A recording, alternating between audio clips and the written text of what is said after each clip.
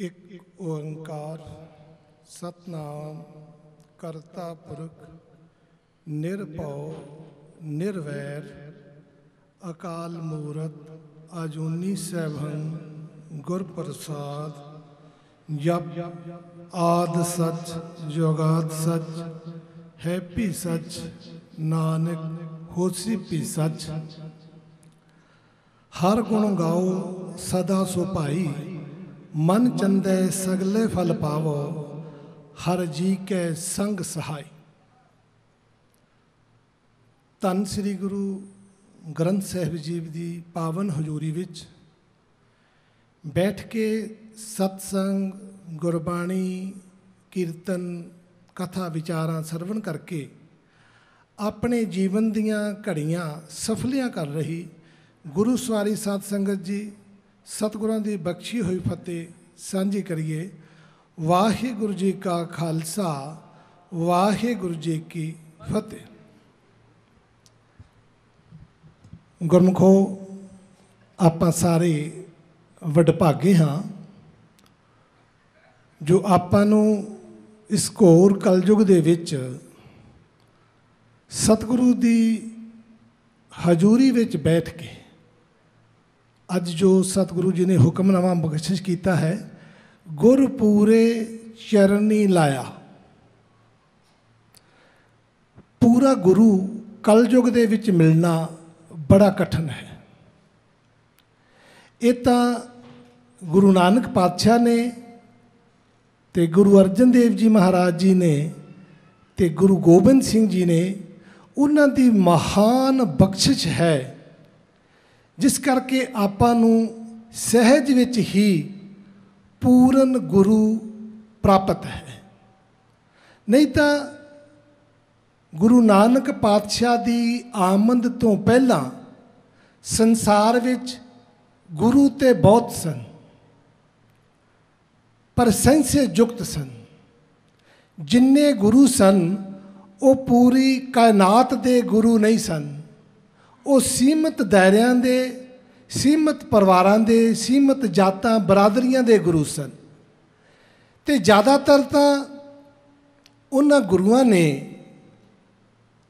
जिहड़ी गुरुता सी वो अपने मनुखां दे हत्थ विच लई हुई सी। गुरु नानक पातशाह की आमद तो पहला हिंदुस्तान दे विच जिहड़े गुरु कहलाउंदे सन वो संस्कृति दे ज्ञाता सन। ये संस्कृति दे जिहड़े ज्ञाता सन ये साडे देश दे वसिंदे नहीं हन। ये बाहरों आए ने ते बाहरों आके इन्हां ने वेद ग्रंथ उचारे ते उन्हां नूं कहा कि ये वेद बाणी है। ते वेद बाणी किहड़ी संस्कृति जिहड़े लोग इत्थों दे लोकल लोग नहीं जानते सन। बाणी करके मनुख बहुत गुलाम रहिंदा है। जिस तरह आपां इत्थों बाहर फॉरन जाने आ ते जिन्हां लोकां नूं इंग्लिश नहीं बोलनी आउंदी वो बाणी करके दूजियां दे अधीन रहिंदे ने। उन्हां नूं नहीं बोलना हुंदा नहीं पता हुंदा। इसे तरह जदों इस देश दे विच मुसलमान राजे हमलावर आए ते उन्हां ने आपदा राज प्रबंध चलाउण वास्ते उर्दू का प्रयोग किया। दफ्तरां विच उर्दू का ते जिहड़ी उन्हां दे मूल धार्मिक ग्रंथ सन वो अरबी विच सन। कोई अरबी पढ़े ते उन्हां दी मूल भाषा नूं जानन वाला बने ते उन्हें ग्रंथां दा सार अंश समझे। अंग्रेज आए उन्हां ने दफ्तरां दे विच अंग्रेजी भाषा प्रचलित की ते जिहड़ा उन्हां दा मूल ग्रंथ सीगा वो उन्हां दी अपनी भाषा विच उहदा जिहड़ा प्रबंध सी वो उन्हां दे ईसाई गुरु जिहड़े सन उन्हां दे हत्थ विच। मुसलमानां दा प्रबंध उन्हां दे पीरां पैगंबरां दे हत्थ विच ते जिहड़े संस्कृति दे ज्ञाता सन पहले उन्हां दा प्रबंध अध्यात्मक विद्या का प्रबंध पंडितां दे हत्थ विच। जो पंडित कहन पुरोहित कहन उही मनुख ने करना है। ते इस धरती दे उत्ते इक्को एक गुरु नानक देव जी आए जिहड़े इस धरती ते अवतार धारिया ते इत्थों दी लोकल भाषा दे विच अध्यात्मक ज्ञान नूं उचारिया। ਜਿਹੜੇ ਵੇਦ ਸਨ ਉਹਨਾਂ ਨੂੰ ਬ੍ਰਾਹਮਣ ਪੜ੍ਹ ਸਕਦਾ ਹੈ। ਉਹਨਾਂ ਨੇ ਇੰਨੇ ਸਖਤ ਕਾਨੂੰਨ ਬਣਾਏ ਹੋਏ ਸਨ ਕਿ ਦੂਜਾ ਪੰਡਤ ਤੋਂ ਬਗੈਰ ਦੂਜਾ ਕੋਈ ਪੜ੍ਹ ਨਹੀਂ ਸਕਦਾ। ਕੇਵਲ ਪੰਡਤ ਪੜ੍ਹੇਗਾ, ਛਤਰੀ ਤੇ ਵੈਸ਼ ਸੁਣ ਸਕਦਾ ਹੈ। ਸ਼ੂਦਰ ਨੂੰ ਤਾਂ ਅਧਿਆਤਮਕ ਗਿਆਨ ਸੁਣਨ ਦਾ ਵੀ ਅਧਿਕਾਰ ਨਹੀਂ ਸੀ। ਜੇ ਕਿਤੇ ਸੁਣ ਲਵੇ ਚੋਰੀ ਛਪੇ ਤੇ ਤੁਹਾਨੂੰ ਪਤਾ ਹੈ ਕੀ ਸਜ਼ਾ ਦਿੱਤੀਆਂ ਜਾਂਦੀਆਂ ਸਨ। ਕਹਿਣ ਤੋਂ ਭਾਵ ਗੁਰੂ ਨਾਨਕ ਪਾਤਸ਼ਾਹ ਦੀ ਆਮਦ ਤੋਂ ਪਹਿਲਾਂ ਜਿੰਨੇ ਧਾਰਮਿਕ ਅਧਿਆਤਮਕ ਗ੍ਰੰਥ ਸਨ ਉਹਨਾਂ ਸਾਰਿਆਂ ਦੇ ਉੱਤੇ ਪਹਿਰਾ ਉਹਨਾਂ ਦੀਆਂ ਆਪਦੇ ਕੌਮਾਂ ਦੇ ਆਗੂਆਂ ਦਾ ਸੀ। ਪਰ ਗੁਰੂ ਪਾਤਸ਼ਾਹ ਨੇ ਐਸੀ ਬਖਸ਼ਿਸ਼ ਕੀਤੀ ਕਿ ਉਹ ਜਿਹੜਾ ਗਿਆਨ ਸੀ ਅਧਿਆਤਮਕ, ਉਸ ਗਿਆਨ ਤੋਂ ਵੀ ਵਧੀਆ ਤੇ ਸਰਲ ਭਾਸ਼ਾ ਵਿੱਚ, ਜੋ ਸਾਡੀ ਆਪਣੀ ਭਾਸ਼ਾ ਹੈ, ਉਹਦੇ ਵਿੱਚ ਉਚਾਰਨ ਕੀਤਾ। ਤੇ ਉਹਦੇ ਵਿੱਚ ਉਚਾਰਨ ਕਰਕੇ ਉਹਨਾਂ ਨੇ ਕੋਈ ਵਿਸ਼ੇਸ਼ ਅਧਿਕਾਰ ਪ੍ਰਚਾਰਕਾਂ ਕੋਲ ਨਹੀਂ ਰੱਖਿਆ। ਉਪਦੇਸ਼ ਚੌਂ ਵਰਨਾਂ ਕੋ ਸਾਂਝਾ, ਇਸ ਗੁਰਬਾਣੀ ਨੂੰ ਪੰਡਿਤ ਵੀ ਪੜ੍ਹ ਸਕਦੇ ਨੇ। ਪੰਡਿਤ ਪੜ੍ਹ ਕੇ ਉਹ ਮੁਕਤ ਹੋ ਸਕਦੇ ਨੇ। ਸ਼ੂਦਰ, ਵੈਸ਼, ਕੋਈ ਵੀ ਕਿਸੇ ਵੀ ਧਰਮ ਦਾ, ਕਿਸੇ ਵੀ ਦੇਸ਼ ਦਾ ਇਹਨੂੰ ਪੜ੍ਹ ਕੇ ਜੋ ਸਰਲ ਭਾਸ਼ਾ ਹੈ ਤੇ ਉਸ ਤੋਂ ਸੁੱਖ ਆਨੰਦ ਪਰਮਾਤਮਾ ਦੀ ਪ੍ਰਾਪਤੀ ਕਰ ਸਕਦਾ ਹੈ। ਇਹ ਕਿਸ ਦੀ ਦੇਣ ਹੈ? ਕੇਵਲ ਤੇ ਕੇਵਲ ਗੁਰੂ ਨਾਨਕ ਪਾਤਸ਼ਾਹ ਦੀ। ਗੁਰੂ ਨਾਨਕ ਪਾਤਸ਼ਾਹ ਤੋਂ ਪਹਿਲਾਂ ਇਹ ਆਮ ਸੁਲਭ ਨਹੀਂ ਸੀ ਤੇ ਸਭ ਨੂੰ ਬ੍ਰਾਹਮਣਾਂ ਦੇ, ਪੰਡਤਾਂ ਦੇ, ਖੋਰਾਂ ਦੇ ਅਧੀਨ ਹੋਣਾ ਪੈਂਦਾ ਸੀ। ਤੇ ਸਤਿਗੁਰੂ ਜੀ ਨੇ ਇਹ ਕਿਰਪਾ ਕੀਤੀ, ਇੱਥੋਂ ਦੀ ਲੋਕਲ ਭਾਸ਼ਾ ਦੇ ਵਿੱਚ ਜੋ ਇੱਥੇ ਦੇ ਲੋਕ ਬੋਲਦੇ ਸਨ ਪੰਜਾਬੀ। ਅੱਜ ਤਾਂ ਪੰਜਾਬੀ ਸਾਰੇ ਥੋੜ੍ਹੀ ਵਿਆਪਕ ਹੁੰਦੀ ਜਾ ਰਹੀ ਹੈ। ਉਸ ਟਾਈਮ ਵਿੱਚ ਇਸ ਇਲਾਕੇ ਵਿੱਚ ਸੀਮਤ ਵਿੱਚ ਸੀ, ਹਿੰਦੁਸਤਾਨ ਵਿੱਚ। ਉਹਦੇ ਵਿੱਚ ਤੇ ਜਿੱਥੇ ਗਏ, ਇਹ ਨਹੀਂ ਕਿ ਇਕੱਲਾ ਪੰਜਾਬੀ ਦੇ ਵਿੱਚ, ਜਿਸ ਦੇਸ਼ ਵਿੱਚ ਗਏ ਉੱਥੋਂ ਦੀ ਭਾਸ਼ਾ ਦੇ ਵਿੱਚ ਅਧਿਆਤਮਕ ਗਿਆਨ ਨੂੰ ਉਚਾਰ ਕੇ ਉਹਨਾਂ ਨੂੰ ਸਰਲਤਾ ਦੇ ਨਾਲ ਸੁਲਭ ਕੀਤਾ। ਪੰਡਤਾਂ ਨੇ ਇੱਕ ਹਊਆ ਬਣਾਇਆ ਹੋਇਆ ਸੀ ਕਿ ਜੋ ਅਸੀਂ ਕਹਾਂਗੇ ਉਹੀ ਕਰਨਾ, ਤਾਂ ਹੀ ਧਰਮ। ਉਹਨਾਂ ਨੇ ਹਰ ਕਰਮ ਦੇ ਵਿੱਚ ਮਨੁੱਖ ਨੂੰ ਬੰਧਨ ਵਿੱਚ ਪਾਇਆ ਸੀ ਵੀ ਜੇ ਆਹ ਕਰੋਗੇ ਤੇ ਆਹ ਪਾਪ ਹੋ ਜਾਏਗਾ, ਆਹ ਕਰੋਗੇ ਤੇ ਆਹ ਹੋ ਜਾਏਗਾ। ਗੁਰੂ ਨਾਨਕ ਪਾਤਸ਼ਾਹ ਨੇ ਐਸੀ ਖੁੱਲ੍ਹ ਤੇ ਐਸੀ ਵਿਸ਼ਾਲਤਾ ਦਿੱਤੀ ਕਿ ਗੁਰਬਾਣੀ ਨੂੰ ਤੁਸੀਂ ਖੁਦ ਪੜ੍ਹ ਕੇ, ਤੁਹਾਨੂੰ ਕਿਸੇ ਆਗੂ ਕੋਲੋਂ ਸਮਝਣ ਦੀ ਲੋੜ ਨਹੀਂ। ਤੁਸੀਂ ਆਪ ਪੜ੍ਹੋ, ਆਪ ਸਮਝੋ ਤੇ ਆਪ ਕਮਾਓ। ਆਪ ਕਮਾ ਕੇ ਮੁਕਤ ਹੋ ਸਕਦੇ। ਇਹ ਗੱਲ ਵੱਖਰੀ ਹੈ ਕਿ ਗੁਰਬਾਣੀ ਵੀ ਕਿਸੇ ਅਨੁਭਵੀ ਕੋਲੋਂ ਪੜ੍ਹਨੀ ਚਾਹੀਦੀ ਹੈ। ਕਿਉਂਕਿ ਇਸ ਦੇ ਭਾਵ ਅਰਥ ਬਹੁਤ ਗਹਿਰੇ ਨੇ। ਆਮ ਬੰਦੇ ਨੂੰ ਆਪਣੀ ਭਾਸ਼ਾ ਨਾਲ ਜਿਹੜਾ ਆਪਣੀ ਸਮਝਣਾ ਪੜੇਗਾ, ਉਹਦਾ ਅਰਥ ਭਾਵ ਵੀ ਆਪਣੀ ਸਮਝ ਮੁਤਾਬਕ ਲਾਏਗਾ, ਜੋ ਗੁਰਮਤਿ ਦੇ ਆਸ਼ੇ ਅਨੁਸਾਰ ਠੀਕ ਨਹੀਂ ਹੋਏਗਾ, ਪਰ ਬਹੁਤ ਹੱਦ ਤੱਕ। ਦੂਸਰੀ ਗੱਲ, ਉਹਨਾਂ ਬਾਣੀ ਨੂੰ, ਗ੍ਰੰਥਾਂ ਵੇਦਾਂ ਨੂੰ ਪੜ੍ਹ ਕੇ ਉਹਨਾਂ ਦੀ ਸਰਲ ਭਾਸ਼ਾ ਪੰਡਤਾਂ ਨੇ ਕਰਕੇ ਆਪਾਂ ਨੂੰ ਦੇਣੀ ਹੈ, ਆਪਾਂ ਉਹ ਕਰਨਾ। ਤੇ ਇਸ ਨੂੰ ਮੋਟਾ ਪੜ੍ਹ ਕੇ ਸਮਝ ਆਉਂਦੀ ਹੈ।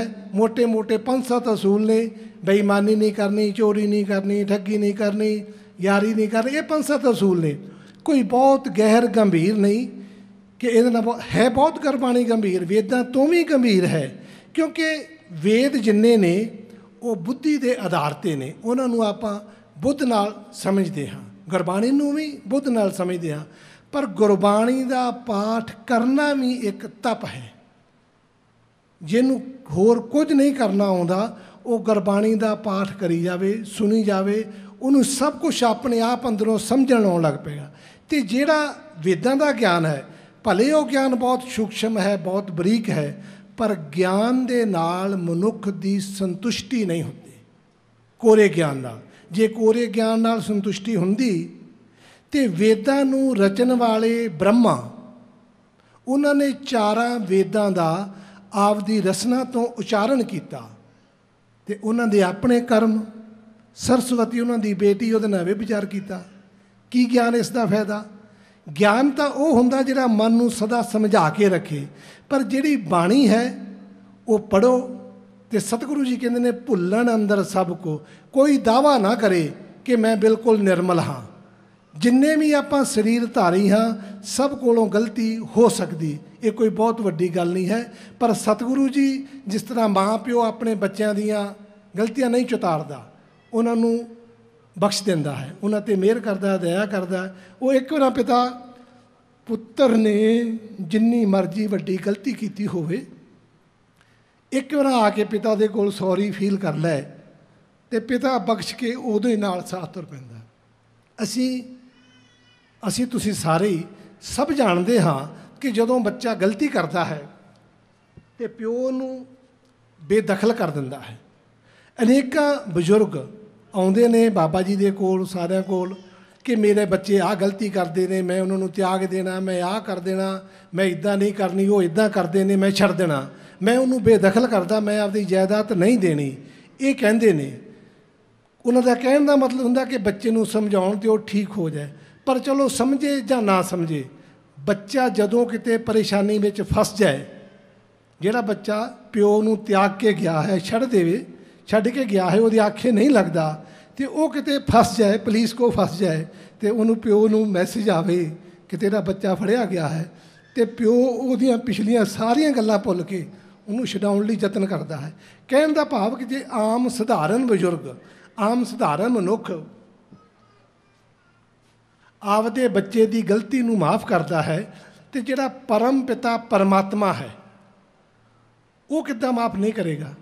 ਉਹ ਤਾਂ ਇੰਨਾ ਵੱਡਾ ਸਮਰੱਥ ਹੈ। ਆਮ ਮਨੁੱਖ ਦੀ ਜਿਹੜੀ ਸਮਰੱਥਾ ਹੈ ਉਹ ਸੀਮਤ ਹੈ, ਪਰ ਜਿਹੜਾ ਪਰਮਾਤਮਾ ਹੈ ਉਹਦੀ ਸਮਰੱਥਾ ਤਾਂ ਅਸੀਮ ਹੈ, ਉਹਦਾ ਕੋਈ ਅੰਤ ਨਹੀਂ ਹੈ। ਇਸ ਕਰਕੇ ਜੇਕਰ ਆਮ ਮਨੁੱਖ ਪਰ ਮਾਫ ਕਰਦਾ ਹੈ ਤੇ ਗੁਰੂ ਤੇ ਕਰਦਾ ਹੀ ਕਰਦਾ ਹੈ, ਪਰ ਮਨੁੱਖ ਪਿਛਲੇ ਅਵਗੁਣ ਛੱਡ ਕੇ ਅੱਗੇ ਤੋਂ ਮਾਰਗ ਪੈਣ ਦਾ ਵਾਅਦਾ ਕਰੇ।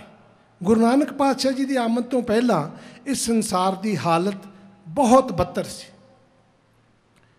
ਜਿਹੜੇ ਪੰਡਿਤ ਸਨ, ਧਾਰਮਿਕ ਲੋਕ, ਉਹ ਅਲੱਗ ਤਰੀਕੇ ਨਾਲ ਜਨਤਾ ਦਾ ਸ਼ੋਸ਼ਣ ਕਰਦੇ ਸਨ। ਵਹਿਮਾਂ ਭਰਮਾਂ ਵਿੱਚ ਪਾ ਕੇ, ਪੱਤਰੀਆਂ ਦੇ ਹਿਸਾਬ ਲਾ ਕੇ, ਵਹਿਮਾਂ ਭਰਮਾਂ 'ਚ ਪਾ ਕੇ ਜਨਤਾ ਦਾ ਸ਼ੋਸ਼ਣ ਕਰਦੇ ਸਨ। ਅਤੇ ਜਿਹੜੇ ਉਸ ਸਮੇਂ ਦੇ ਰਾਜੇ ਸਨ, ਉਹ ਤਲਵਾਰ ਦੇ ਬਲ ਦੇ ਉੱਤੇ ਜਨਤਾ ਦਾ ਸ਼ੋਸ਼ਣ ਕਰਦੇ ਸਨ। ਉਸ ਟਾਈਮ ਦਾ ਰਾਜਾ ਸਿਕੰਦਰ ਲੋਧੀ ਸੀ, ਅਤੇ ਉਹ ਇੰਨਾ ਜ਼ਾਲਮ ਸੀ ਕਿ ਮੁਸਲਮਾਨ ਜਾਂ ਤਾਂ ਜਿੱਦਾਂ ਔਰੰਗਜ਼ੇਬ ਸਭ ਨੂੰ ਮੁਹੰਮਦੀ ਕਰਨ ਵਿੱਚ ਲੱਗਾ ਹੋਇਆ ਸੀ, ਅਤੇ ਉਹ ਵੀ ਇਸੇ ਤਰ੍ਹਾਂ ਹੀ ਸਭ ਨੂੰ ਮੁਹੰਮਦੀ ਕਰਨ ਵਿੱਚ ਇੰਨਾ ਜ਼ੁਲਮ ਕਰਦਾ ਸੀ ਕਿ ਉਹਦੇ ਜ਼ੁਲਮ ਤੋਂ ਡਰਦੇ ਹੀ ਲੋਕ ਦੂਸਰਾ ਧਰਮ ਛੱਡ ਕੇ ਮੁਸਲਮਾਨ ਹੋਈ ਜਾਂਦੇ ਸਨ।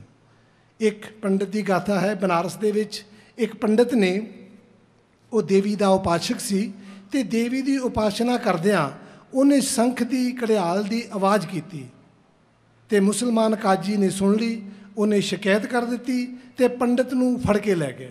ਉਹ ਬਹੁਤ ਅੱਛਾ ਪੰਡਿਤ ਸੀ ਅਤੇ ਉਹਨੂੰ ਬੜੇ ਤਸੀਹੇ ਦਿੱਤੇ। ਉਹਦੇ ਇਲਾਕੇ ਦੇ ਚੰਗੇ ਲੋਕ ਪੰਡਿਤ ਜੀ ਨੂੰ ਛਡਾਉਣ ਵਾਸਤੇ ਗਏ, ਅਤੇ ਉਹ ਸਿਕੰਦਰ ਲੋਧੀ ਦੇ ਵਜ਼ੀਰਾਂ ਨੇ ਉਹਨਾਂ ਨੂੰ ਬੇਇੱਜ਼ਤ ਕਰਕੇ ਮਾਰਿਆ, ਅਤੇ ਜਿਹੜੇ ਆਏ ਸਨ ਮਸ਼ਵਰਾ ਲੈਣ ਤੋਂ ਕਹਿਣ ਵਾਸਤੇ, ਮਾਫੀ ਮੰਗਣ ਵਾਸਤੇ, ਉਹਨਾਂ ਨੂੰ ਵੀ ਬੇਇੱਜ਼ਤ ਕਰਕੇ ਤੋੜਿਆ। ਕਹਿਣ ਦਾ ਮਤਲਬ ਕਿ ਰਾਜ ਸੱਤਾ ਦੇ ਨਸ਼ੇ ਵਿੱਚ ਉਹ ਬਹੁਤ ਗਲਤ ਕਰਦਾ ਹੈ। ਅਤੇ ਰਾਜ ਸੱਤਾ ਦਾ ਨਸ਼ਾ ਹੈ ਹੀ ਐਸਾ, ਜਿਸ ਨੂੰ ਵੀ ਸੱਤਾ ਪ੍ਰਾਪਤ ਹੋ ਜਾਏ ਉਹ ਘੱਟ ਨਹੀਂ ਗੁਜ਼ਾਰਦਾ। ਭਗਤ ਜੀ ਕਹਿੰਦੇ ਨੇ, ਪ੍ਰਭਤਾ ਪਾਏ ਕੇਸ ਮਦ ਨਾਹੀਂ। ਪ੍ਰਭਤਾ ਪਾ ਕੇ ਕਿਸ ਨੂੰ ਹੰਕਾਰ ਨਹੀਂ ਹੋ ਜਾਂਦਾ, ਅਤੇ ਜਿਸ ਨੂੰ ਪ੍ਰਭਤਾ ਪਾ ਕੇ ਵੀ ਹੰਕਾਰ ਨਾ ਹੋਵੇ ਉਹ ਤਾਂ ਫਿਰ ਪਰਮਾਤਮਾ ਹੈ। ਅਤੇ ਉਹ ਕੌਣ ਨੇ? ਗੁਰੂ ਨਾਨਕ। ਗੁਰੂ ਨਾਨਕ ਇੰਨੇ ਬਲਸ਼ਾਲੀ ਨੇ ਔਰ ਇੰਨੇ ਵਿਨਿਮਰ ਨੇ, ਦੋਵਾਂ ਦਾ ਕੰਪੈਰੀਜ਼ਨ ਕਰਨਾ ਮੁਸ਼ਕਿਲ ਹੈ। ਰਾਜਾ ਜਦੋਂ ਗੁਰੂ ਨਾਨਕ ਪਾਤਸ਼ਾਹ ਜੀ ਆਏ ਉਦੋਂ ਬਾਬਰ ਦਾ ਰਾਜ ਸੀ, ਅਤੇ ਬਾਬਰ ਨੇ ਜਿਹੜੇ ਹਿੰਦੂ ਸੰਨਿਆਸੀ ਸਨ, ਸਾਧੂ ਸਨ, ਕਿਉਂਕਿ ਜਿੰਨਾ ਹਿੰਦੂ ਧਰਮ ਹੈ ਉਹ ਸਾਰਾ ਸਾਧੂਆਂ ਦੇ ਅਤੇ ਗੁਰੂਆਂ ਦੇ ਆਧਾਰ 'ਤੇ ਹੈ, ਡਿਪੈਂਡ ਹੈ। ਜੋ ਉਹਨਾਂ ਨੇ ਕਹਿਣਾ ਉਹੀ ਕਰਨਾ।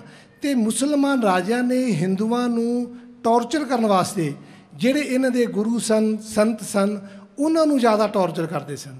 ਅਤੇ ਬਾਬਰ ਨੇ ਕੀ ਕੀਤਾ ਸੀ, ਫਕੀਰਾਂ ਨੂੰ, ਗੁਰੂਆਂ ਨੂੰ ਫੜ ਕੇ ਕੈਦਖਾਨੇ ਵਿੱਚ ਪਾ ਕੇ ਅਤੇ ਉਹਨਾਂ ਨੂੰ ਚੱਕੀ ਪੀਣ ਲਾਇਆ ਹੋਇਆ ਸੀ। ਅਤੇ ਇਸੇ ਹੀ ਭੁਲੇਖੇ ਵਿੱਚ ਬਾਬਰ ਦੇ ਵਜ਼ੀਰਾਂ ਨੇ ਗੁਰੂ ਨਾਨਕ ਪਾਤਸ਼ਾਹ ਨੂੰ ਪੜ੍ਹ ਕੇ ਅਰੈਸਟ ਕਰ ਲਿਆ, ਅਤੇ ਉਹਨਾਂ ਨੂੰ ਵੀ ਉਸ ਚੱਕੀ ਵਾਲ, ਜਿੱਥੇ ਚੱਕੀਆਂ ਪੀ ਹੁੰਦੀਆਂ ਸੀ ਕੈਦ ਦੇ ਵਿੱਚ, ਉੱਥੇ ਲੈ ਕੇ ਗਏ। ਅਤੇ ਗੁਰੂ ਨਾਨਕ ਪਾਤਸ਼ਾਹ ਤਾਂ ਸੀ ਗਰੀਬਾਂ ਦੇ, ਵਤਨ ਦੇ ਵਾਸੀਆਂ ਦੇ ਸਨ ਅਤੇ ਗਰੀਬਾਂ ਦੇ ਸਨ। ਜਦੋਂ ਉਹਨਾਂ ਨੇ ਇਹ ਹਾਲਾਤ ਦੇਖੇ ਅਤੇ ਸਤਿਗੁਰੂ ਜੀ ਨੂੰ ਤਰਸ ਆਇਆ, ਅਤੇ ਸਤਿਗੁਰੂ ਜੀ ਨੇ ਬਾਣੀ ਉਚਾਰੀ। ਜਦੋਂ ਬਾਣੀ ਉਚਾਰੀ ਤੇ ਜਿੰਨੇ ਵੀ ਉਹ ਸਾਧੂ ਸਨ ਸਭ ਦੀਆਂ ਸਮਾਧੀਆਂ ਲੱਗ ਗਈਆਂ। ਹੱਥਾਂ ਵਿੱਚੋਂ ਚੱਕੀਆਂ ਦੇ ਜਿਹੜੇ ਹੱਥੇ ਸੀ ਉਹ ਛੁੱਟ ਗਏ, ਉਹ ਆਪਣੇ ਆਪ ਚੱਲਣ ਲੱਗ ਪਈਆਂ ਤੇ ਜਿਹੜੇ ਸਾਧੂ ਸਨ ਉਹ ਸਮਾਧੀ ਸਥਿਰ ਹੋ ਗਏ। ਜਦੋਂ ਇਹ ਸ਼ਿਕਾਇਤ ਬਾਬਰ ਕੋਲ ਪਹੁੰਚੀ ਤੇ ਬਾਬਰ ਆਪ ਆਇਆ ਗੁਰੂ ਪਾਤਸ਼ਾਹ ਦੇ ਕੋਲ, ਆਪ ਆਇਆ ਤੇ ਆ ਕੇ ਸੌਰੀ ਫੀਲ ਕੀਤੀ ਤੇ ਗੁਰੂ ਨਾਨਕ ਪਾਤਸ਼ਾਹ ਦੇ ਕਹਿਣ ਤੇ ਉਹਨਾਂ ਸਾਰੇ ਫਕੀਰਾਂ ਨੂੰ ਛੱਡ ਦਿੱਤਾ। ਉਸ ਤੋਂ ਪਹਿਲਾਂ ਕੀ ਸੀ ਕਿ ਜਿਹੜੀ ਫੌਜ ਹੁੰਦੀ ਸੀ ਉਹਦਾ ਜਿਹੜਾ ਰਾਸ਼ਨ ਬਣਦਾ ਸੀ ਉਹਦੇ ਵਾਸਤੇ ਜਿਹੜੇ ਦਾਣੇ ਪੀਸੇ ਜਾਂਦੇ ਸਨ ਉਹ ਸਾਰੇ ਕੈਦੀ ਪੀਸਦੇ ਸਨ। ਉਸ ਦਿਨ ਤੋਂ ਗੁਰੂ ਪਾਤਸ਼ਾਹ ਨੇ ਸਾਰੇ ਉਹਨਾਂ ਸਾਧੂਆਂ ਨੂੰ ਛੁਡਾ ਦਿੱਤਾ ਤੇ ਬਾਬਰ ਗੁਰੂ ਪਾਤਸ਼ਾਹ ਨੂੰ ਆਪ ਅਬਦ ਦੇ ਨਾਲ ਆਪਣੇ ਦਰਬਾਰ ਵਿੱਚ ਲੈ ਗਿਆ। ਆਪਣੇ ਦਰਬਾਰ ਵਿੱਚ ਲਿਜਾ ਕੇ ਆਓ ਭਗਤ ਕੀਤੀ, ਸੇਵਾ ਕੀਤੀ। ਸੇਵਾ ਕਰਦਿਆਂ ਸਤਿਗੁਰੂ ਜੀ ਨੂੰ ਉਹਨਾਂ ਨੇ ਸ਼ਰਾਬ ਦਾ ਪਿਆਲਾ ਪੇਸ਼ ਕੀਤਾ ਤੇ ਸਤਿਗੁਰੂ ਜੀ ਕਹਿਣ ਲੱਗੇ ਇਹ ਕੀ ਹੈ?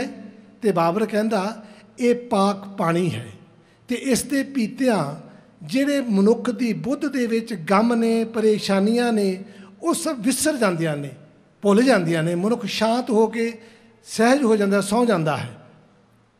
ਤੇ ਸਤਿਗੁਰੂ ਜੀ ਕਹਿਣ ਲੱਗੇ ਇਹਦਾ ਅਸਰ ਕਿੰਨਾ ਚਿਰ ਰਹਿੰਦਾ ਹੈ? ਤੇ ਉਹ ਬਾਬਰ ਕਹਿਣ ਲੱਗਾ 2-3 ਘੜੀਆਂ, 4 ਘੜੀਆਂ ਫਿਰ ਲਿਆ ਜਾ ਸਕਦਾ ਹੈ। ਤੇ ਸਤਿਗੁਰੂ ਜੀ ਕਹਿਣ ਲੱਗੇ ਬਾਬਰ ਪੀਂਦਾ ਤੂੰ ਵੀ ਹੈ ਤੇ ਪੀਂਦਾ ਮੈਂ ਵੀ ਹਾਂ। ਜੋ ਤੂੰ ਪੀਣਾ ਹੈ ਇਹ ਪੀ ਕੇ ਬੇਹੋਸ਼ੀ ਹੁੰਦੀ ਹੈ ਤੇ ਮਨੁੱਖ ਵਕਾਰਾਂ ਵਾਲੇ ਪਾਸੇ ਜਾਂਦਾ ਹੈ, ਪਾਪ ਕਰਨ ਵਾਲੇ ਪਾਸੇ ਚੱਲਦਾ ਹੈ। ਪਰ ਜਿਹੜੀ ਮੈਂ ਪੀਨਾ ਹਾਂ ਉਹ ਇੱਕ ਵਾਰ ਪੀ ਲੈ ਤੇ ਜ਼ਿੰਦਗੀ ਭਰ ਉਹਦਾ ਨਸ਼ਾ ਨਹੀਂ ਉਤਰਦਾ।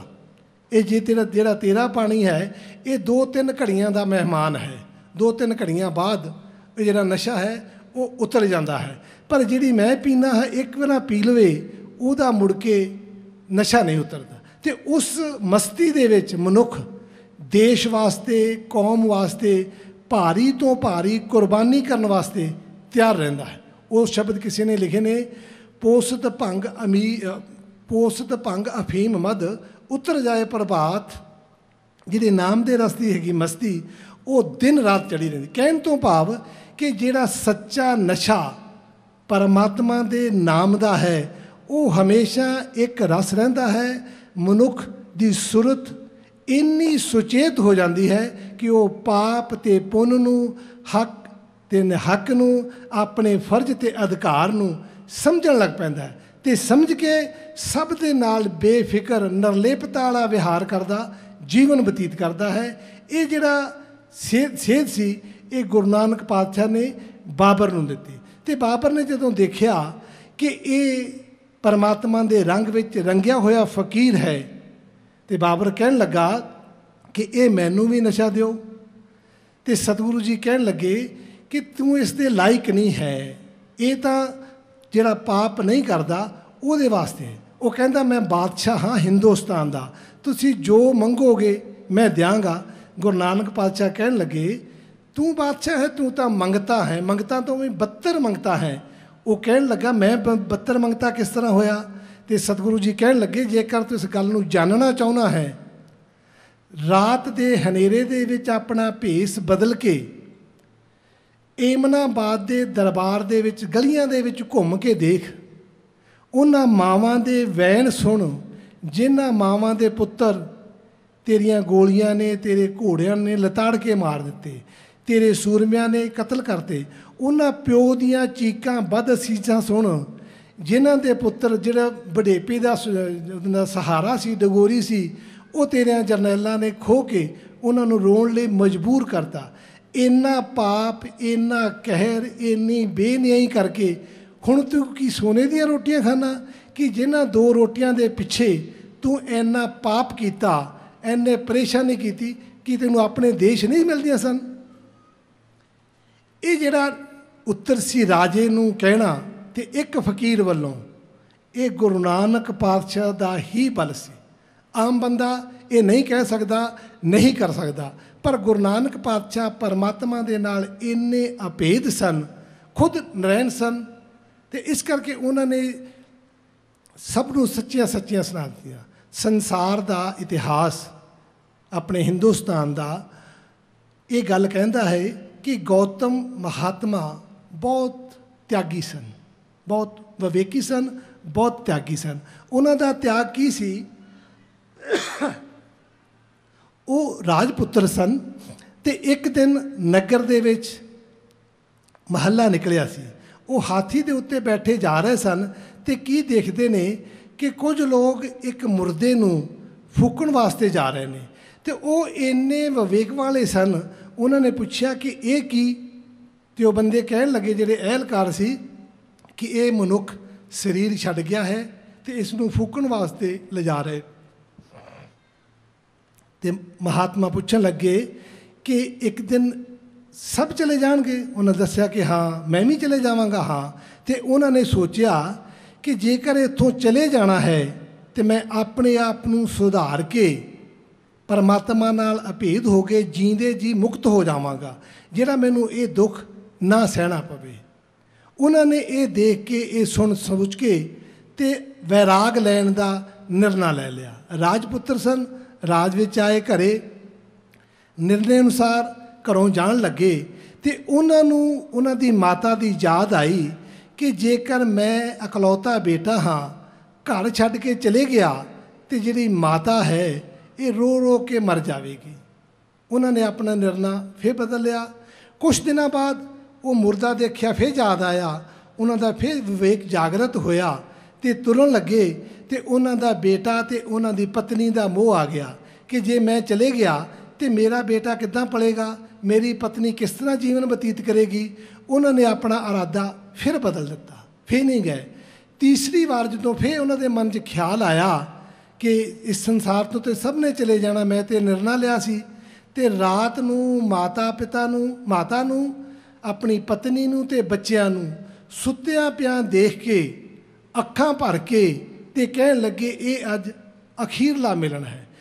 ਉਹਨਾਂ ਨੂੰ ਛੱਡ ਕੇ ਅਤੇ ਤਿਆਗੀ ਹੋ ਗਏ, ਵੈਰਾਗੀ ਹੋ ਗਏ, ਜੋਗੀ ਹੋ ਗਏ।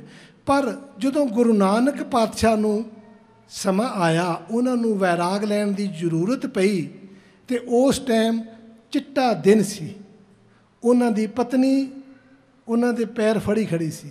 ਉਹਨਾਂ ਦੇ ਦੋ ਬੇਟੇ ਉਹਨਾਂ ਦੋਵਾਂ ਦੇ ਹੱਥ ਫੜੇ ਹੋਏ ਸਨ ਅਤੇ ਉਹਨਾਂ ਦਾ ਭਣਵਈਆ ਜੈ ਰਾਮ ਕੋਲ ਖੜਾ ਸੀ।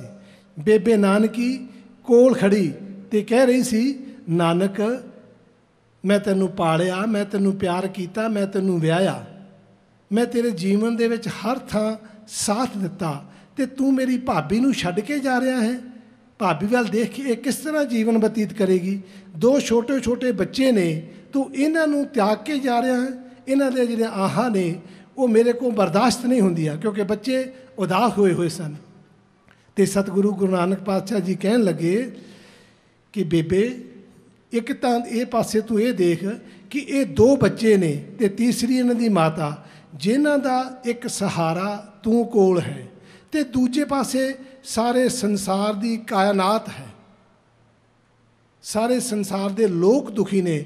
ਹੁਣ ਤੂੰ ਹੀ ਦੱਸ ਕਿ ਮੈਂ ਇਹਨਾਂ ਦੋ ਨੂੰ ਦੇਖਾਂ ਕਿ ਸਾਰੇ ਸੰਸਾਰ ਨੂੰ ਦੇਖਾਂ।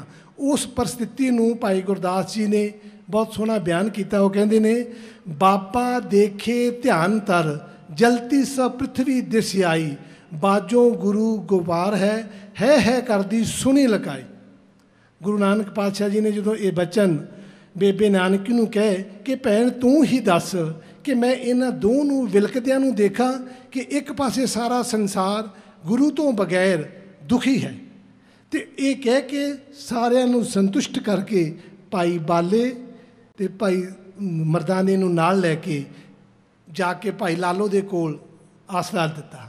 ਕਹਿਣ ਤੋਂ ਭਾਵ ਕਿ ਜਿਹੜਾ ਸਾਰਾ ਸੰਸਾਰ ਪਰਮਾਤਮਾ ਨੇ ਪੈਦਾ ਕੀਤਾ ਹੈ, ਇਹ ਮੋਹ ਦੇ ਅਧੀਨ ਪੈਦਾ ਕੀਤਾ। ਕੋਈ ਵੀ ਦੁਨੀਆ ਦਾ ਜੀਵ ਮਨੁੱਖ ਮੋਹ ਤੋਂ ਨਹੀਂ ਮੁਕਤ ਹੋਇਆ। ਮਾਤਾ ਬੱਚੇ ਨੂੰ ਰਾਤ ਨੂੰ ਆਪਣੇ ਉਹ ਪਿਸ਼ਾਬ ਕਰਦੇ ਆਪ ਗਿੱਲੀ ਥਾਂ 'ਤੇ ਸੌਂਦੀ ਹੈ, ਬੱਚੇ ਨੂੰ ਸੁੱਕੇ ਥਾਂ 'ਤੇ ਸਵਾਉਂਦੀ ਹੈ। ਜਿੰਨੇ ਰੀਂਗਣ ਵਾਲੇ ਜਾਨਵਰ ਨੇ, ਬਾਂਦਰੀ ਹੈ, ਰੀਂਗਣ ਵਾਲੇ ਜਾਨਵਰ ਆਪਣੇ ਬੱਚਿਆਂ ਦੀ ਕੇਅਰ ਕਰਦੇ ਨੇ। ਬਾਂਦਰੀ ਤਾਂ ਇੱਥੋਂ ਤੱਕ ਮੋਹ ਕਰਦੀ ਹੈ ਕਿ ਮਰੇ ਪਏ ਬੱਚੇ ਨੂੰ ਆਪਣੀ ਛਾਤੀ ਦੇ ਨਾਲ ਲਾਈ ਰੱਖਦੀ ਹੈ। ਜਿੰਨਾ ਚਿਰ ਹੋਰ ਬੱਚਾ ਨਹੀਂ ਜੰਮਦਾ ਉਹਨਾਂ ਚਿਰ ਉਹਨੂੰ ਤਿਆਗਦੀ ਨਹੀਂ। ਕਹਿਣ ਤੋਂ ਭਾਵ ਕਿ ਪਰਮਾਤਮਾ ਨੇ ਸਾਰਾ ਸੰਸਾਰ ਮੋਹ ਦੇ ਅਧੀਨ ਪੈਦਾ ਕੀਤਾ ਹੈ। ਚਾਹੇ ਉਹ ਜਾਨਵਰ ਨੇ, ਚਾਹੇ ਪਸ਼ੂ ਨੇ, ਚਾਹੇ ਕੁੱਤੇ ਨੇ। ਆਪਾਂ ਦੇਖਦੇ ਹਾਂ ਕੁੱਤੀ ਵੀ ਆਪਣੇ ਬੱਚਿਆਂ ਨੂੰ ਜਦ ਤੱਕ ਉਹਦਾ ਬਲ ਚੱਲਦਾ ਹੈ ਹੱਥ ਨਹੀਂ ਲਾਉਣ ਦਿੰਦੀ। ਜਦੋਂ ਉਹਦਾ ਬਲ ਨਹੀਂ ਚੱਲਦਾ, ਹਾਲਾਂਕਿ ਉਹਨਾਂ ਨੇ ਬੱਚਿਆਂ ਦੀ ਕੋਈ ਕਮਾਈ ਨਹੀਂ ਖਾਣੀ, ਪਰਮਾਤਮਾ ਨੇ ਮੋਹ ਜੀਵ ਦੇ ਵਿੱਚ ਐਸਾ ਪ੍ਰਵੇਸ਼ ਕੀਤਾ ਹੈ ਕਿ ਸਾਰੇ ਜੀਵ ਇਹਦੇ ਅਧੀਨ ਨੇ। ਅਤੇ ਇੱਕੋ ਇੱਕ ਗੁਰੂ ਨਾਨਕ ਹੈ ਜੋ ਪਰਮਾਤਮਾ ਦੇ ਨਾਲ ਅਭੇਦ ਹੋ ਕੇ ਸੰਸਾਰ ਦੇ ਮੋਹ ਤੋਂ, ਸੰਸਾਰ ਦੀ ਅਧੀਨਗੀ ਤੋਂ ਮੁਕਤ ਨੇ। ਬੜੇ ਬੜੇ ਅਮੀਰਾਂ ਨਾਲ ਵਾਹ ਪਿਆ, ਬੜੇ ਬੜੇ ਗਰੀਬਾਂ, ਸੰਸਾਰ ਦੇ ਉੱਤੇ ਜੋ ਵੀ ਹੈ, ਇਸ ਦੁਨੀਆ ਦੇ ਤਖਤੇ ਦੇ ਜੋ ਵੀ ਮਨੁੱਖ ਹੈ, ਉਹ ਮੋਹ ਦੇ ਅਧੀਨ ਹੈ। ਜਿਹੜੇ ਅਮੀਰ ਨੇ ਉਹ ਨੌਕਰਾਂ ਦੇ ਅਧੀਨ ਨੇ, ਜਿਹੜੇ ਨੌਕਰ ਨੇ ਉਹ ਅਮੀਰਾਂ ਦੇ ਅਧੀਨ ਨੇ, ਜਿਹੜੇ ਨੰਗੇ ਨੇ ਉਹ ਦਾਨਸ਼ਵਰਾਂ ਦੇ ਅਧੀਨ ਨੇ, ਜਿਹੜੇ ਬਿਮਾਰ ਨੇ ਉਹ ਵੈਦ ਦੇ ਅਧੀਨ ਹੈ, ਜਿਹੜਾ ਵੈਦ ਹੈ ਉਹ ਗਾਂ ਦਵਾਈਆਂ ਦੇ ਅਧੀਨ ਹੈ। ਕਹਿਣ ਤੋਂ ਭਾਵ ਕਿ ਇਸ ਦੁਨੀਆ ਦੇ ਤਖਤੇ 'ਤੇ ਜੋ ਵੀ ਦਿਸਦਾ ਹੈ ਉਹ ਕਿਸੇ ਨਾ ਕਿਸੇ ਦੇ ਅਧੀਨ ਹੈ। ਅਤੇ ਇਸ ਦੁਨੀਆ ਦੇ ਤਖਤੇ 'ਤੇ ਜੇ ਕੋਈ ਮੁਕਤ ਨੇ, ਕੋਈ ਆਜ਼ਾਦ ਨੇ, ਤੇ ਉਹ ਨੇ ਕੇਵਲ ਅਤੇ ਕੇਵਲ ਗੁਰੂ ਨਾਨਕ। ਬੜੇ ਬੜੇ ਵਿਦਵਾਨਾਂ ਨਾਲ ਵਾਹ ਪਿਆ, ਸਿੱਧਾ ਜੋਗੀਆਂ ਨਾਲ ਵਾਹ ਪਿਆ, ਕਿਸੇ ਦੀ ਅਧੀਨਗੀ ਨਹੀਂ ਮੰਨੀ, ਕਿਸੇ ਦੀ ਮੁਹਤਾਜਗੀ ਨਹੀਂ ਮੰਨੀ, ਸਭ ਨੂੰ ਸੱਚਾ ਅਤੇ ਨਿਰਮਲ ਸੰਦੇਸ਼ ਦੇ ਕੇ ਪਖੰਡਾਂ ਦੇ ਬਖੀਏ ਉਧੇੜ ਦਿੱਤੇ। ਕਿਸੇ ਦੇ ਅਧੀਨ ਨਹੀਂ ਹੋਏ, ਕਿਸੇ ਦਾ ਅੰਦਰੂਨੀ ਭੇਦ ਵੀ ਗੁਪਤ ਨਹੀਂ ਰਹਿਣ ਦਿੱਤਾ। ਉਸ ਨੂੰ ਸੱਚਾ ਅਤੇ ਨਿਰਮਲ ਮਾਰਗ ਦਿਖਾਇਆ, ਮਨੁੱਖਤਾ ਦੀ ਸੇਵਾ ਕਰਨਾ ਸਿਖਾਇਆ। ਗੁਰੂ ਨਾਨਕ ਪਾਤਸ਼ਾਹ ਵਰਗਾ ਅੱਜ ਤੱਕ ਕੋਈ ਨਹੀਂ ਹੋਇਆ ਅਤੇ ਸ਼ਾਇਦ ਮੁਸ਼ਕਲ ਹੈ। ਪਰਮਾਤਮਾ ਦੀ ਲੀਲਾ ਦਾ ਕਿਹਾ ਨਹੀਂ ਜਾ ਸਕਦਾ, ਪਰ ਲੱਗਦਾ ਇੱਦਾਂ ਕਿ ਗੁਰੂ ਨਾਨਕ ਪਾਤਸ਼ਾਹ ਵਰਗਾ ਹੋਰ ਕੋਈ ਨਹੀਂ ਹੈ। ਅਤੇ ਸਾਡੇ ਸੁਭਾਗ ਨੇ ਕਿ ਸਾਨੂੰ ਗੁਰੂ ਨਾਨਕ ਦਾ ਉਪਦੇਸ਼ ਸੁਣਨ ਵਾਸਤੇ, ਪੜ੍ਹਨ ਵਾਸਤੇ ਸਾਡੀ ਸਰਲ ਭਾਸ਼ਾ ਵਿੱਚ ਪ੍ਰਾਪਤ ਹੈ। ਪਰ ਸਾਡੀ ਬਦਕਿਸਮਤੀ ਇੰਨੀ ਹੈ ਕਿ ਅਸੀਂ ਉਸ ਉਪਦੇਸ਼ ਨੂੰ ਮੱਥਾ ਵੀ ਟੇਕਦੇ ਹਾਂ, ਮੰਨਦੇ ਵੀ ਹਾਂ, ਪਰ ਸਮਝਣ ਦਾ ਯਤਨ ਨਹੀਂ ਕਰਦੇ। ਅਤੇ ਸਤਿਗੁਰੂ ਜੀ ਕਹਿੰਦੇ ਇਹ ਨੇ ਕਿ ਬਾਣੀ ਨੂੰ ਜਿੰਨਾ ਮਰਜ਼ੀ ਮੱਥਾ ਟੇਕੋ, ਬਹੁਤ ਅੱਛੀ ਗੱਲ ਹੈ, ਸਤਿਕਾਰ ਕਰਨਾ, ਪਿਆਰ ਕਰਨਾ ਬਹੁਤ ਅੱਛੀ ਗੱਲ ਹੈ, ਪੂਜਣਾ ਬਹੁਤ ਅੱਛੀ ਗੱਲ ਹੈ, ਪਰ ਸਹੀ ਉਪਦੇਸ਼ ਹੈ ਬਾਣੀ ਨੂੰ ਸੁਣ ਕੇ ਅਤੇ ਕਮਾਉਣਾ।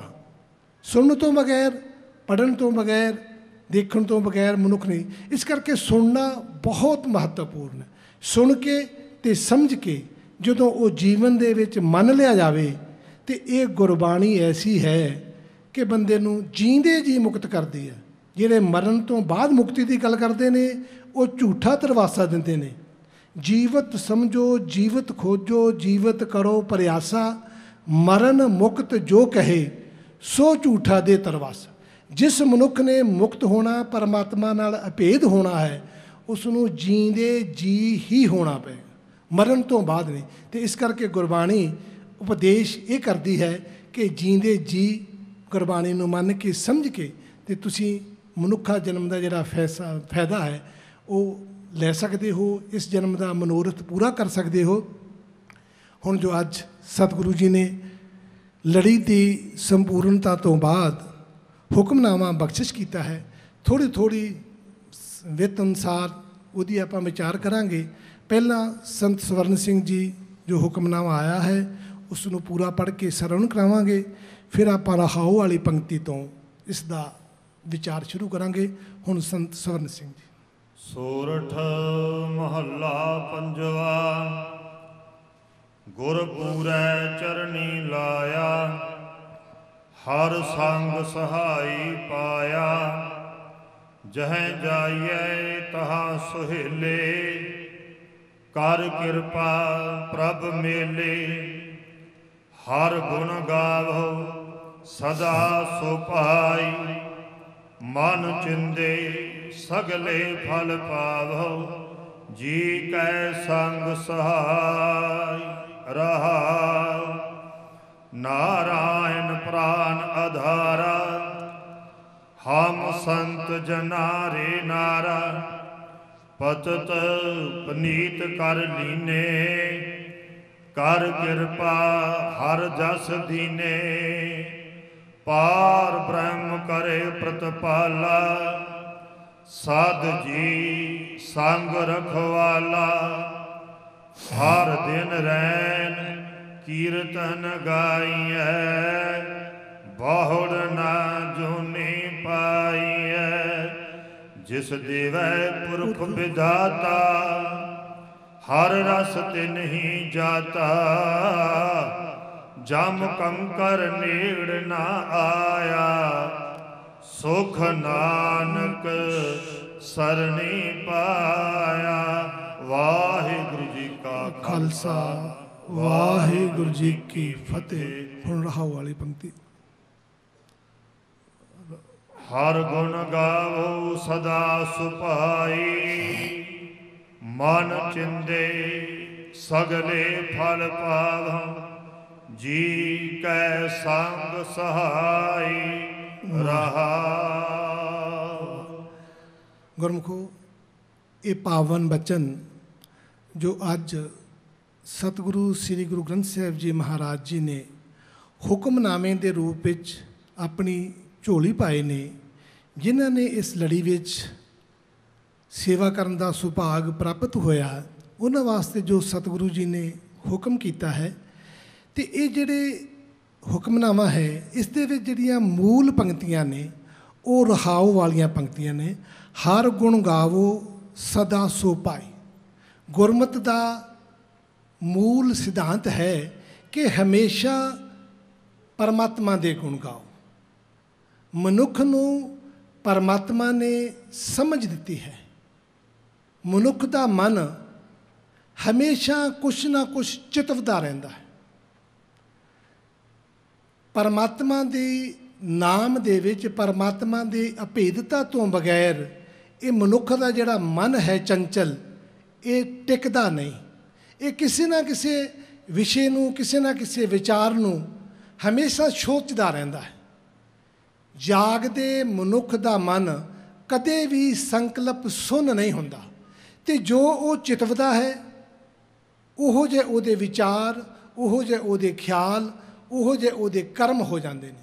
ਅਤੇ ਇਸ ਕਰਕੇ ਸਤਿਗੁਰੂ ਜੀ ਇਸ ਪਾਵਨ ਬਚਨ ਵਿੱਚ ਗੁਰਮਤਿ ਦਾ ਜੋ ਮੂਲ ਸਿਧਾਂਤ ਹੈ ਉਸ ਨੂੰ ਦ੍ਰਿੜ ਕਰਾਉਂਦੇ ਨੇ ਕਿ ਹਰ ਗੁਣ ਗਾਵੋ ਸਦਾ ਸੁਭਾਈ। ਇਹ ਗੁਰਮੁਖੋ, ਹਮੇਸ਼ਾ ਪਰਮਾਤਮਾ ਦੇ ਨਾਮ, ਪਰਮਾਤਮਾ ਦੀ ਵਡਿਆਈ, ਉਹਦੇ ਗੁਣਾਂ ਦੀ ਮਹਿਮਾ ਗਾਉਂਦੇ ਰਿਹਾ ਕਰੋ। ਉਹਦੇ ਨਾਲ ਫਿਰ ਕੀ ਹੋਏਗਾ? ਹਰ ਗੁਣ ਗਾਵੋ ਸਦਾ ਸੁਭਾਈ, ਮਨ ਚੰਦੇ ਸਗਲੇ ਫਲ ਪਾਵੋ। ਅਤੇ ਜਿਹੜੀ ਤੁਹਾਡੇ ਮਨ ਦੀ ਉਮੰਗ ਹੈ, ਸਰੀਰ ਦੀ ਜ਼ਰੂਰਤ ਹੈ, ਜਦੋਂ ਤੁਸੀਂ ਇਹ ਕਰੋਗੇ ਤੇ ਤੁਹਾਨੂੰ ਉਹ ਤੁਹਾਡੀਆਂ ਜਿਹੜੀਆਂ ਸਾਰੀਆਂ ਜ਼ਰੂਰਤਾਂ ਨੇ, ਇੱਛਾ ਪੂਰਕ ਸਰਬ ਸੁਖ ਦਾਤਾ ਹਰ ਜਾ ਕੇ ਵਸ ਹੈ ਕਾਮ ਤੇ ਨਾ। ਜਦੋਂ ਤੁਸੀਂ ਉਸ ਪਰਮਾਤਮਾ ਦੇ ਨਾਮ ਨੂੰ ਬਾਰ-ਬਾਰ ਯਾਦ ਕਰੋਗੇ, ਸਿਮਰੋਗੇ, ਉਹਦੀ ਮਹਿਮਾ, ਉਹਦੀ ਉਪਮਾ ਕਰਾਂਗੇ, ਅਤੇ ਸਤਿਗੁਰੂ ਜੀ ਕਹਿੰਦੇ ਨੇ ਜਿਹੜੇ ਤੁਹਾਡੇ ਮਨ ਦੇ ਵਿਚਾਰ ਨੇ, ਉਪਮਾ ਕਿਸ ਤਰ੍ਹਾਂ? ਜਿਸ ਤਰ੍ਹਾਂ ਪਰਮਾਤਮਾ ਦੇ ਕੋਲੋਂ ਜਦੋਂ ਆਪਾਂ ਅਰਦਾਸ ਕਰਦੇ ਹਾਂ, ਇੱਕ ਤਾਂ ਆਪਾਂ ਅਰਦਾਸ ਕਰਦੇ ਕਿ ਪਹਿਲੇ ਪਾਤਸ਼ਾਹ ਮੈਨੂੰ ਆਹ ਚੀਜ਼ ਦਿਓ, ਇੱਕ ਆਹ ਚੀਜ਼ ਦਿਓ। ਇੱਕ ਢੰਗ ਹੈ ਕਿ ਸਤਿਗੁਰੂ ਜੀ ਆਪ ਜੀ ਨੇ ਬੜੀ ਕਿਰਪਾ ਕੀਤੀ ਹੈ, ਸੰਸਾਰ ਦੇ ਸੁੱਖ ਸਾਧਨ ਪਦਾਰਥ ਬਖਸ਼ਿਸ਼ ਕੀਤੇ ਹਨ। ਆਪ ਜੀ ਦੀਆਂ ਬਖਸ਼ੀਆਂ ਦਾਤਾਂ ਦਾ ਸੁੱਖ ਲੈ ਰਹੇ ਹਾਂ, ਆਨੰਦ ਹੰਡਾ ਰਹੇ ਹਾਂ। ਆਪ ਜੀ ਦੀ ਬੜੀ ਕਿਰਪਾ ਹੈ। ਅਤੇ ਸਤਿਗੁਰੂ ਜਿੱਥੇ ਆਪ ਜੀ ਦੀ ਇਹ ਕਿਰਪਾ ਹੈ, ਸਾਨੂੰ ਇਸ ਸਮੇਂ ਸਾਡੇ ਪਰਿਵਾਰ ਵਿੱਚ, ਸਾਡੇ ਵਿਹਾਰ ਵਿੱਚ ਇਸ ਚੀਜ਼ ਦੀ ਜ਼ਰੂਰਤ ਹੈ। ਆਪ ਕਿਰਪਾ ਕਰੋ। ਇੱਕ ਤਾਂ ਹੁੰਦਾ ਹੈ ਅਗਲੇ ਨੂੰ ਸਿੱਧਾ ਹੀ ਕਹਿਣਾ, ਜਿੱਦਾਂ ਮੈਂ ਤੁਹਾਨੂੰ ਜਾਂ ਕਿਸੇ ਨੂੰ ਜਿੱਤੋਂ ਮੈਂ ਕੋਈ ਕੰਮ ਲੈਣਾ, ਉਹਨੂੰ ਸਿੱਧਾ ਕਹਾਂ ਕਿ ਭਾ ਮੈਨੂੰ ਆਹ ਚੀਜ਼ ਚਾਹੀਦੀ ਆ। ਅਤੇ ਇੱਕ ਪਹਿਲਾਂ ਜਾ ਕੇ, ਭਾ ਜੀ ਤੁਸੀਂ ਫਲਾਨਾ ਕੰਮ ਬੜਾ ਚੰਗਾ ਕੀਤਾ, ਮੇਰੇ ਆਹ ਕਰਵਾ ਦਿੱਤਾ, ਫਲਾਣੇ ਦਾ ਮੈਂ ਆਹ ਸੀਗਾ, ਉਹ ਚੰਗਾ ਕੀਤਾ, ਮੈਂ ਬੜਾ ਸੁਖੀ ਹੋ ਗਿਆ, ਅਤੇ ਹੁਣ ਥੋੜ੍ਹੀ ਜਿਹੀ ਕਿਰਪਾ ਹੋਰ ਕਰੋ, ਮੇਰਾ ਆਹ ਵੀ। ਇਹ ਢੰਗ ਹੈ, ਮਤਲਬ ਆਪਣਤ ਨਾਲ। ਇੱਕ ਤਾਂ ਸਿੱਧੀ ਬੇਨਤੀ ਕਰਨੀ। ਅਤੇ ਸਤਿਗੁਰੂ ਜੀ ਕਹਿੰਦੇ ਨੇ ਹਰ ਗੁਣ ਗਾਓ ਸਦਾ ਸੁਭਾਈ, ਮਨ ਚੰਦੇ ਸਗਲੇ ਫਲ ਪਾਓ, ਹਰ ਜੀ ਕੇ ਸੰਗ ਸਹਾਈ। ਪਰਮਾਤਮਾ ਅਤੇ ਗੁਰੂ ਜਿਹੜਾ ਹੈ ਨਾ, ਨਿਰਗੁਣ ਆਪ ਸਰਗਣ ਪਿਓ ਹੋਈ, ਕਲਾ ਧਾਰ ਜਿਨ ਸਗਲੀ ਮੋਹੀ। ਪਰਮਾਤਮਾ ਅਤੇ ਗੁਰੂ ਦੋ ਨਹੀਂ ਹਨ, ਇੱਕ ਹੀ ਹਨ। ਜੇ ਸਰਗਣ ਰੂਪ ਵਿੱਚ ਦੇਖਣਾ ਤਾਂ ਉਹ ਗੁਰੂ ਸਾਹਿਬ ਨੇ, ਅਤੇ ਨਿਰਗੁਣ ਰੂਪ ਵਿੱਚ ਪਰਮਾਤਮਾ ਵਿਆਪਕ ਹੈ। ਪਰਮਾਤਮਾ ਵਿਆਪਕ ਨੂੰ ਮਨੁੱਖ ਜਲਦੀ ਨਹੀਂ ਸਮਝ ਸਕਦਾ। ਇਸ ਕਰਕੇ ਮਨੁੱਖ ਦਾ ਇਹ ਫਰਜ਼ ਬਣਦਾ ਹੈ ਕਿ ਜੋ ਗੁਰੂ ਕਹਿੰਦਾ ਹੈ ਮੈਂ ਉਹ ਕਰਾਂ। ਅਤੇ ਜਦੋਂ ਗੁਰੂ ਦਾ ਕਿਆ ਸੇਵਕ ਸਿੱਖ ਮੰਨੇਗਾ ਤੇ ਪਰਮਾਤਮਾ ਨੂੰ ਕਿਤੇ ਕਹਿਣਾ ਪਵੇਗਾ ਵੀ ਤੁਸੀਂ ਮੇਰੀ ਆਹ ਲੋੜ ਪੂਰੀ ਕਰ ਦਿਓ। ਉਹ ਆਪਣੇ ਆਪ ਹੀ ਅੰਤਰਜਾਮੀ ਨੇ। ਜਦ ਗੁਰੂ ਖੁਸ਼ ਹੋ ਗਿਆ, ਆਪੇ ਕੁਦਰਤ ਸਾਜ ਕੇ ਆਪੇ ਕਰੇ ਵਿਚਾਰ, ਇੱਕ ਖੋਟੇ ਇੱਕ ਖਰੇ ਆਪੇ ਪਰਖਣਹਾਰ।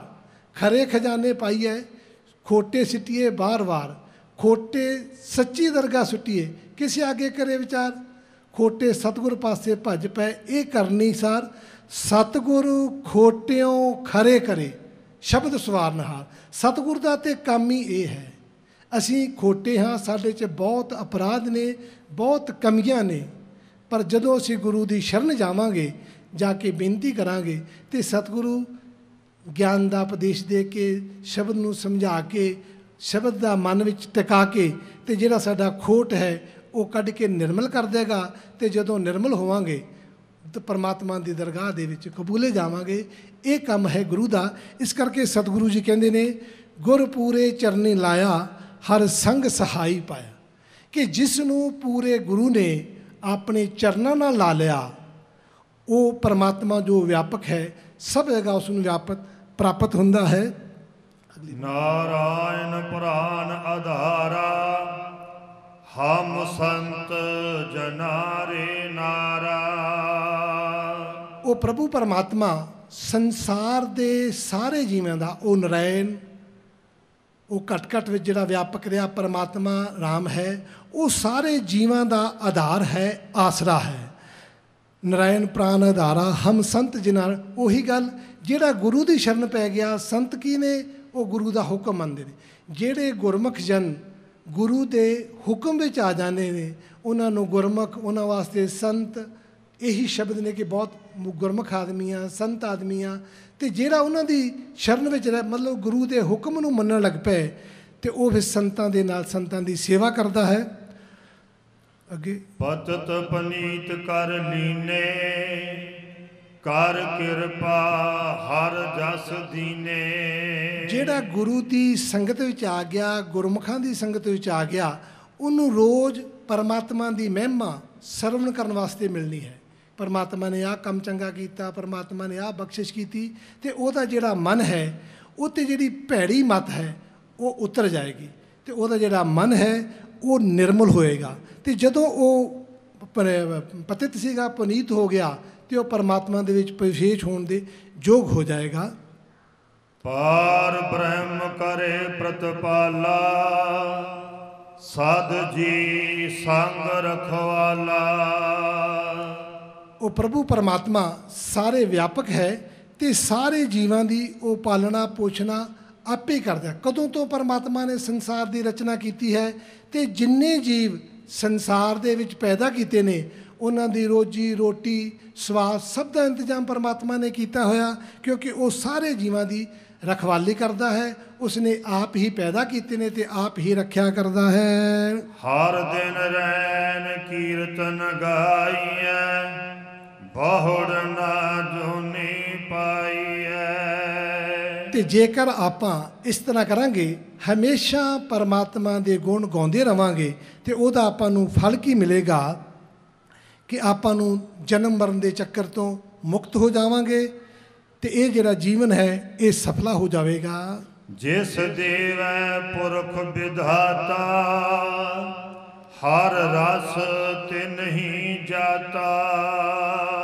ਜਿਸ ਨੂੰ ਉਹ ਪ੍ਰਭੂ ਪਰਮਾਤਮਾ, ਮਨੁੱਖ ਆਪਣੀ ਮਰਜ਼ੀ ਨਾਲ ਇਹ ਨਹੀਂ ਕਰ ਸਕਦਾ। ਜਿਸ 'ਤੇ ਪ੍ਰਭੂ ਪਰਮਾਤਮਾ ਦਿਆਲ ਹੁੰਦਾ ਹੈ, ਉਸ ਨੂੰ ਉਹ ਸੰਗਤ ਦੇ ਵਿੱਚ ਮਿਲਾ ਦਿੰਦਾ ਹੈ, ਤੇ ਜਿਹੜਾ ਸੰਗਤ ਵਿੱਚ ਮਿਲ ਜਾਂਦਾ ਉਹਨੂੰ ਫਿਰ ਇਹ ਪ੍ਰਾਪਤੀਆਂ ਸਹਿਜ ਹੋ ਜਾਂਦੀਆਂ ਨੇ। ਜਮ ਕੰਕਰ ਨੇੜ ਨਾ ਆਇਆ, ਸੁਖ ਨਾਨਕ ਸਰਣੀ ਪਾਇਆ। ਤੇ ਜਿਹੜਾ ਮਨੁੱਖ ਗੁਰੂ ਸਾਹਿਬ ਦੀ ਬਖਸ਼ਿਸ਼ ਦਾ ਉਸ ਨੂੰ ਪ੍ਰਾਪਤ ਕਰ ਲੈਂਦਾ ਹੈ, ਸੰਗਤ ਵਿੱਚ ਆ ਕੇ, ਉਹਨੂੰ ਫਲ ਕੀ ਮਿਲਦਾ ਹੈ ਕਿ ਉਹਨੂੰ ਜਮਾਂ ਦੀ ਮਾਰ ਨਹੀਂ ਸਹਿਣੀ ਪੈਂਦੀ। ਤੇ ਜਿਹੜਾ ਗੁਰੂ ਦੀ ਸ਼ਰਨ ਵਿੱਚ ਹੈ, ਉਹ ਇੱਥੇ ਵੀ ਸੱਚਖੰਡ ਵਿੱਚ ਹੈ, ਉਹਨੂੰ ਸੱਚਖੰਡ ਭਾਲਣ ਦੀ ਲੋੜ ਨਹੀਂ ਪੈਂਦੀ।